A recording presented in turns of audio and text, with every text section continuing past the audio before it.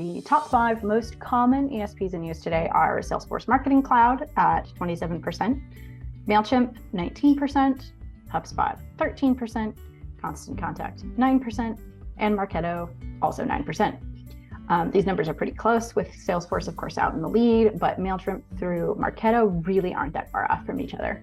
I think it's also interesting. So we saw some shakeups, I think, between this year and last year. Because last year we had Salesforce was still up at the top, and we still had Mailchimp kind of in there, but we also had Marketo, HubSpot, and Pardo. And so it looks like between Pardo has been supplanted a bit by Constant Contact, at least in the hearts and minds of the survey respondents this year.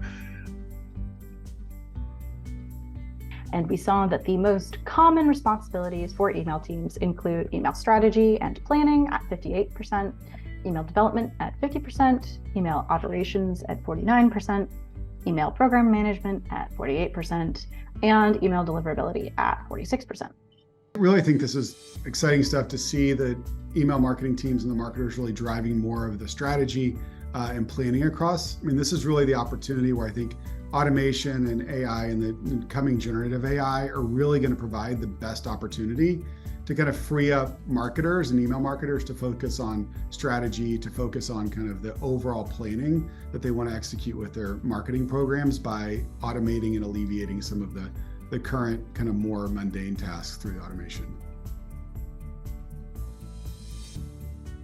And according to the data we received, 42% of email marketing teams use one ESP. However, 30% are using 2 ESPs, 16% are using 3, and 10% are actually using 4 or more, which is kind of insane to me. But y'all do you. Y'all do you. I imagine that we'll probably see this the stat of folks using multiple platforms kind of shrink or kind of grow smaller in the future. I could say, from my own past experience, like data management across multiple platforms just gets really hairy after a while. And as you mentioned, right, like you want a single source of truth. You need a single source of truth for regulatory compliance, and if nothing else. We saw that the highest percentage of respondents said that their ESP was only adequately integrated into their other marketing channels. And then only 30% said that their ESP was highly integrated or very highly integrated. I think it can be really easy to be siloed. Integration is sometimes, kind of difficult. But when you're running kind of in parallel as opposed to coordinated, as you made it a point, Blake, like you can, I think, easily like overstimulate your audience in a lot of ways, right? Like by getting a lot of messaging, if you're not keeping up with like how many messages are going out on which platforms.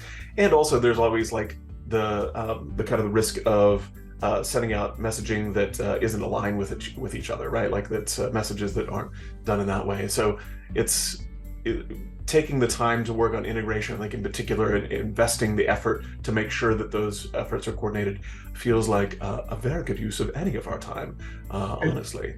Yeah, and not only across channels, but also across teams. Yes. Different departments are messaging and kind of looking at the messaging program holistically. That makes so much sense. The business type that we found had the best integration between marketing and email marketing channels was freelancers, which is just fascinating. The business type that had the worst integration between marketing and email marketing channels was B2C businesses. While that B2C statistic may not surprise you, the freelance data certainly surprised me, at least.